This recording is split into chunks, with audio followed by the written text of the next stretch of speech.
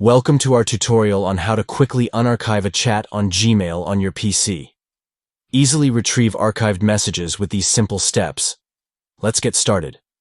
Begin by opening gmail.com on your PC to access your Gmail account. Next, find the message you wish to unarchive within your Gmail inbox. To select the message, check the box next to it to indicate your choice. Locate the archive icon, typically situated at the top left corner of the screen, and click on it.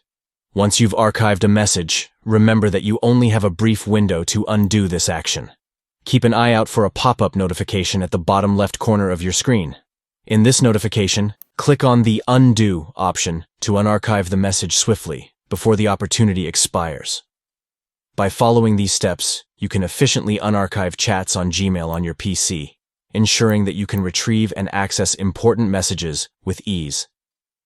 Thank you for watching our tutorial.